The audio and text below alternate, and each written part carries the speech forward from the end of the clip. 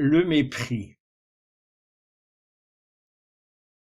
Voyons, selon le dictionnaire, la définition du mot mépris. Sentiment par lequel on juge quelqu'un ou sa conduite moralement condamnable, indigne d'estime, d'attention. N'avoir que du mépris pour quelqu'un. Fait de ne tenir aucun compte de quelque chose. Avoir du mépris pour les conventions. Synonyme, dédain. Quant au verbe mépriser, il signifie exprimer le mépris. La Bible parle du mépris et de mépriser à de nombreuses reprises. Dans la Bible, Louis II, mépris au moins 17 fois et méprisé environ 46 fois.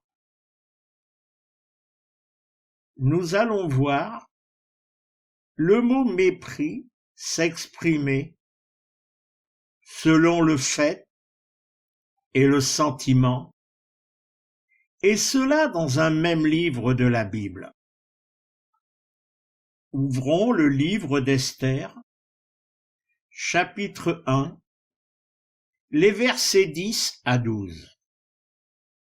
Le 7e jour, quand le cœur du roi est bien dans le vin, il dit à Méoumam, Bista, Arebona, Bicta, Abacta, Zétar et Carcase, les 7 eunuques qui officient face au roi Ahasvérosh, de faire venir Vasti, la reine, face au roi, avec la couronne royale, pour montrer au peuple et aux chefs sa beauté.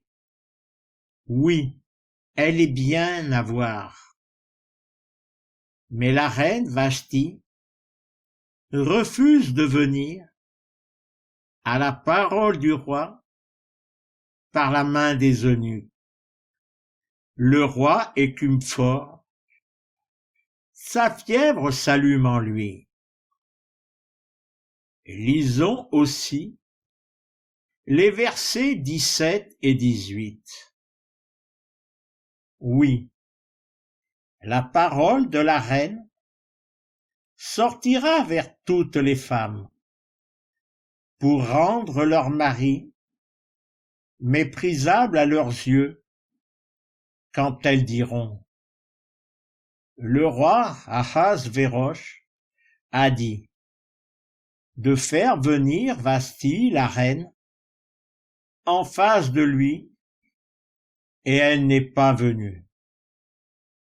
Ce jour-là, les princesses de Paras et Madaï, qui auront entendu la parole de la reine, le diront à tous les chefs du roi: assez de mépris et d'écume.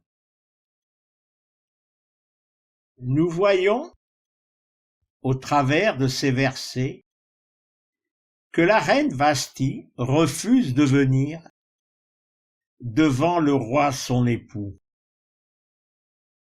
Il semble que l'orgueil, dû à sa position et à sa beauté, l'ait poussé à ne tenir aucun compte de la demande du roi et ainsi à exprimer son mépris envers.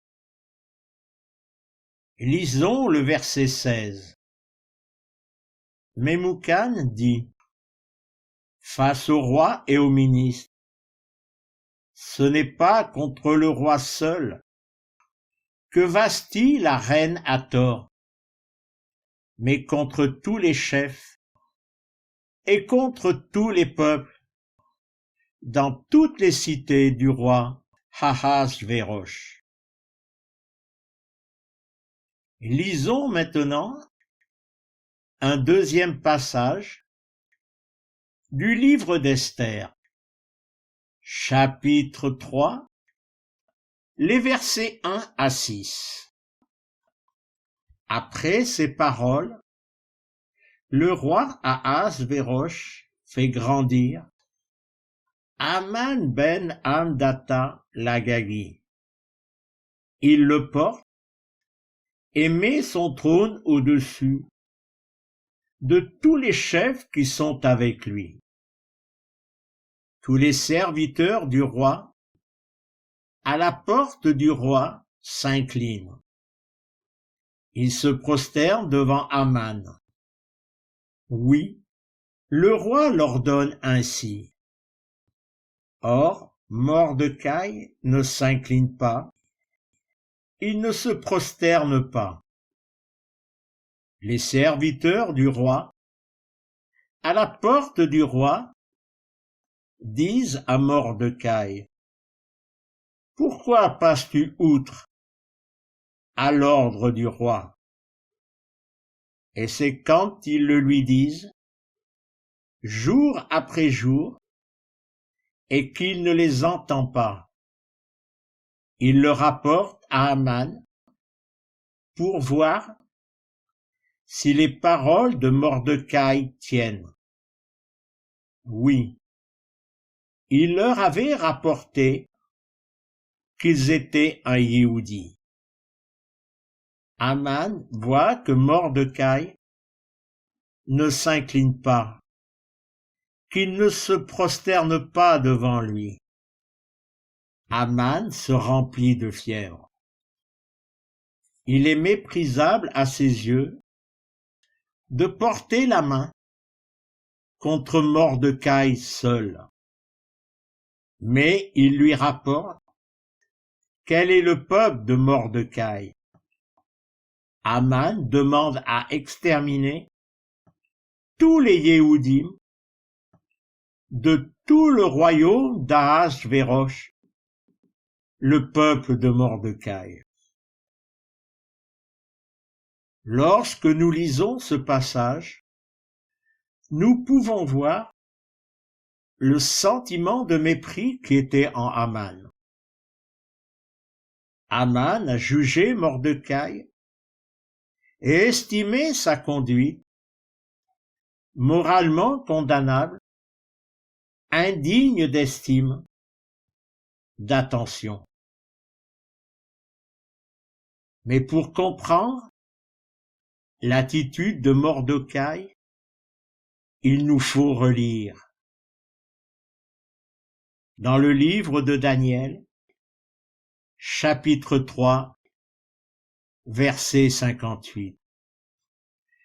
Nebuchadrezzar répond et dit, « Béni soit l'Éloah de Shadrach, Méishak et Abed-Négo, qui a envoyé un messager pour sauver ses serviteurs qui ont adhéré à lui en transgressant l'ordre du roi et en donnant leur corps pour ne pas servir et ne pas se prosterner devant toute Éloah que leur Éloah. » L'orgueil bafoué de Haman s'enflamma et jugeant méprisable de se venger de seulement Mordecai, il fit tout ce qui était en son pouvoir pour détruire le peuple hébreu. Mais pouvait-il lutter contre Yahvé Adonai? Avant de voir l'attitude des Sophérim et des Pérouchim devant Yeshua, et peut-être de certains hommes religieux d'aujourd'hui. Lisons Évangile de Matthieu, chapitre 4, les versets 3 à 10. L'éprouvant s'approche de lui et dit: Si tu es fils d'Élohim, dis que ces pierres deviennent des pains. Il répond et dit: C'est écrit, l'homme ne vit pas seulement de pain, mais de toute parole qui sort de la bouche d'Élohim. Alors le diable le prend avec lui vers la ville du sanctuaire.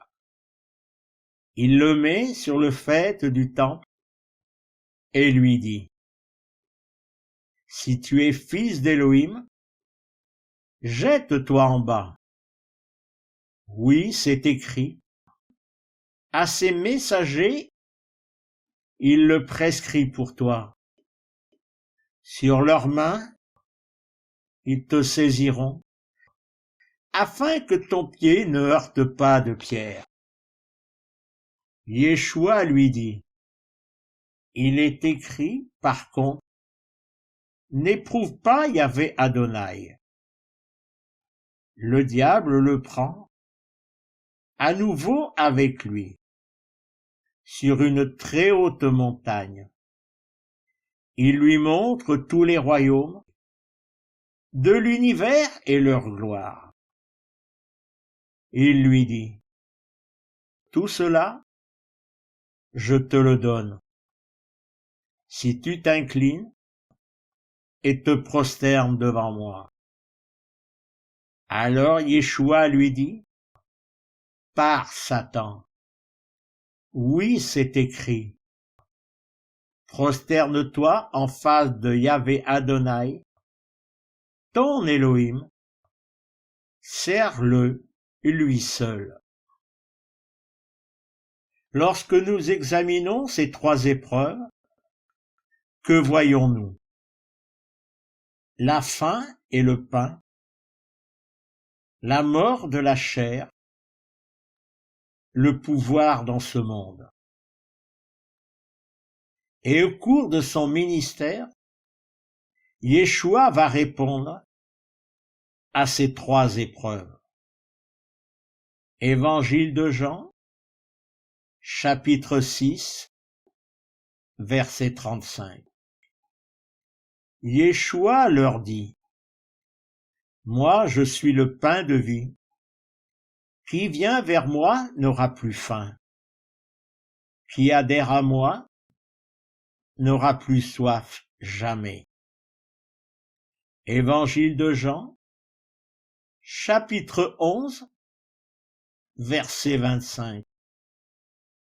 Yeshua lui dit: Moi, je suis le relèvement et la vie. Qui adhère à moi, même s'il est mort, vivra. Évangile de Jean, chapitre 18, verset 36. Yeshua répond: Mon royaume n'est pas de cet univers. Si mon royaume était de cet univers, mes gardes se seraient battus, pour que je ne sois pas livré aux Yéhoudim. Mais mon royaume n'est pas d'ici. Où en venir? Dans cet univers, sous l'emprise de Satan, l'homme a oublié les trois premiers commandements, qui ne sont pas dans la chair, mais dans le souffle d'Élohim. Les Sophérim et les Pérouchim, à l'image de Haman, ont bâti leur vie sur les commandements pour la chair en cet univers. Et comme Haman, la chair vint en conflit, méprisant Mordecai remplis du souffle de Yahvé Adonai, les Sophérim et les Pérouchim vinrent en conflit, agissant avec mépris et dédain envers Yeshua. L'apôtre Paul va le dire dans la deuxième épître aux Corinthiens, chapitre 3, les versets 5 et 6.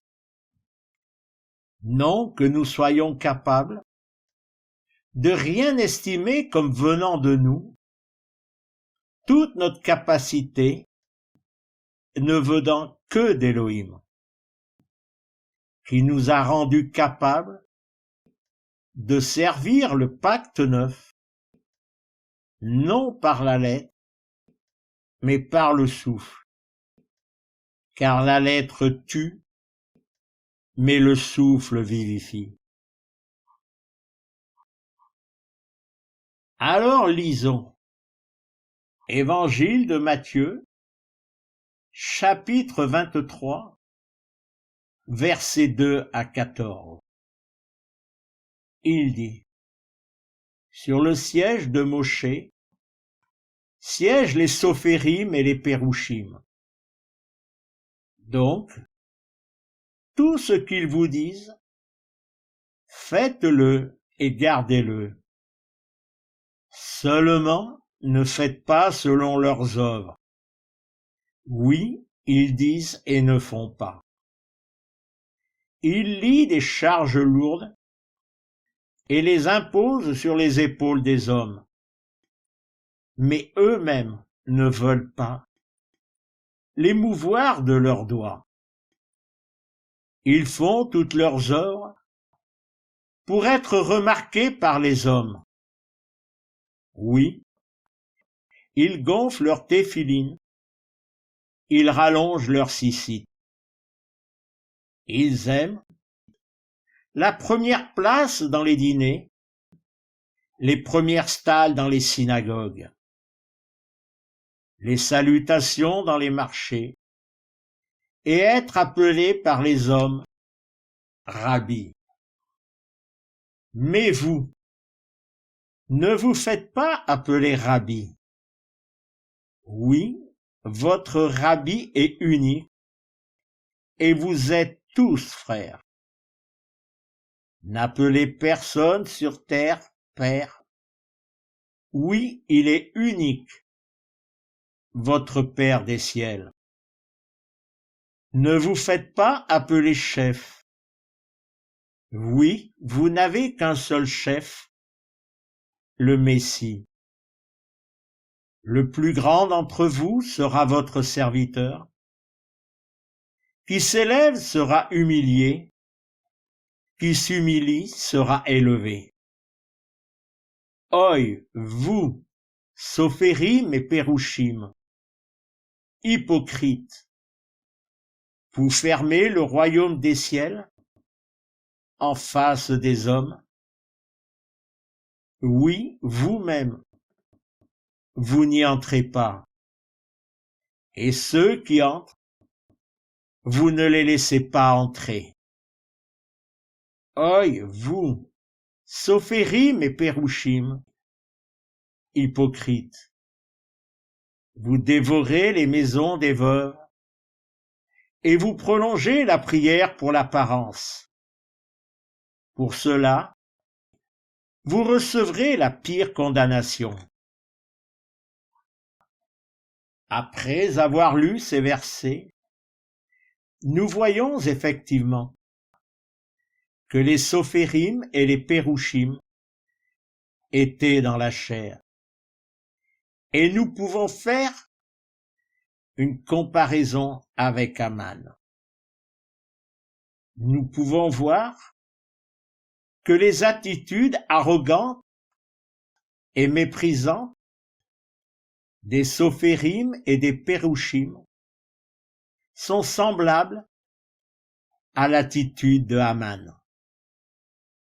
Et entendre les avertissements que Yeshua nous donne sur la conduite à tenir envers ces hommes et leurs attitudes. Mais il y a plus. En lisant le verset 4, il est évident que les Sophérim et les Pérouchim laissent les pierres, telles les charges lourdes, et les imposent sur les épaules des hommes, plutôt que de donner le pain de vie. Et en lisant le verset 13, nous remarquons que les Sophérim et les Pérouchim ont sauté du haut du temple, entraînant les brebis loin du royaume des ciels. En voyant les versets 5 à 7, nous constatons que les Sophérim et les Pérouchim ont préféré les honneurs des royaumes de cet univers et leur gloire. Comment ces hommes en sont arrivés à une telle attitude de mépris, de dédain vis-à-vis de leurs frères? Lisons Épître aux Romains, chapitre 2, versets 17 à 21. Mais si toi-même, appelé du nom de Yehudi, toi qui t'appuies sur la Torah, et mets ta fierté en Elohim, toi qui pénètres sa volonté et discernes ce qui est précieux, ayant été instruit par la Torah, tu es convaincu toi-même d'être le guide des aveugles, la lumière de ceux qui sont dans les ténèbres, pédagogue des fous, enseigneur des enfants, ayant la forme de la connaissance et de la vérité dans la Torah. Toi donc, l'enseigneur d'autrui, tu ne t'enseignes pas toi-même. Le verset 19 nous dit, tu t'es convaincu toi-même. Voilà la réponse qui n'a pour d'autre nom que l'orgueil. Et cet orgueil a des conséquences. L'arrogance, le mépris, le dédain, et cela peut mener jusqu'à la haine. Aujourd'hui, les Sophérim et les Pérouchim ont été remplacés par les docteurs de la Bible, les pasteurs et les enseigneurs. Tous sont-ils égarés? Non.